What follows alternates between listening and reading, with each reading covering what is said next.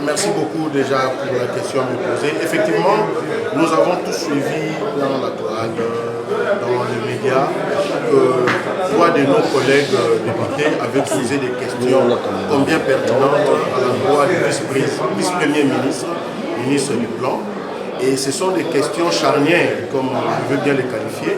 Ainsi, je trouve l'espace ou le lieu pour réconforter et encore encourager ses collègues. Parce que comme je viens de le dire tout à l'heure, celui qui ne demande pas n'a pas une réponse. Il a fallu que nos collègues posent ces questions auprès du vice-premier ministre, ministre du Plan, pour que enfin la plénière soit éclairée sur l'état d'avancement des travaux du PDL 145 territoires. Et là, j'insiste sur toute la République démocratique. Il faudra noter de par son explication qu'à ce jour, à ces 3 mois, il a fourni assez d'efforts pour remonter un peu la pente en mettant en place un mécanisme d'accompagnement et de contrôle, tout en sachant que le ministère du Plan n'a que le travail ou la tâche de la coordination du projet. Personne n'ignore que le projet PDL 145 du territoire, c'est une vision propre et privée au chef de l'État pour accompagner le peuple congolais. Et c'est comme ça que dans les pouvoirs lui reconnus par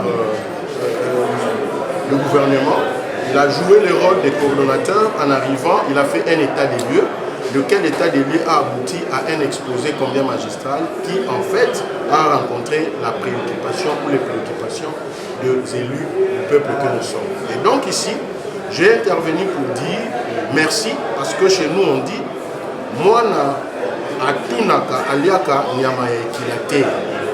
Et nous avons demandé, nous sommes éclairés, nous allons expliquer à la population congolaise, surtout dans nos circonscriptions respectives, que le projet est en train d'avancer.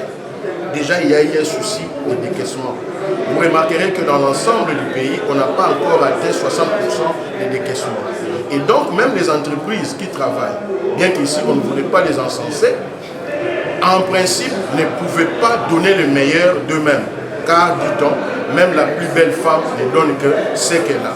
Nous avons constaté et compris, nous avons encouragé le ministre de continuer dans cette lignée-là pour permettre à ce que le gouvernement puisse décaisser la totalité de l'enveloppe dévolue à ces projets PDL 145 territoires.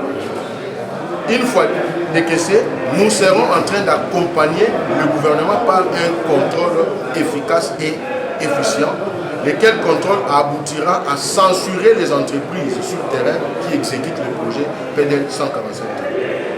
Nous avons encouragé le ministre de continuer et je dis avec un cœur ouvert, je touche mon cœur, merci aux 3 collègues députés qui ont posé ces questions, lesquelles questions ont concordé ou encore ont corroboré avec la vision générale ou les préoccupations générales des élus du peuple que nous sommes.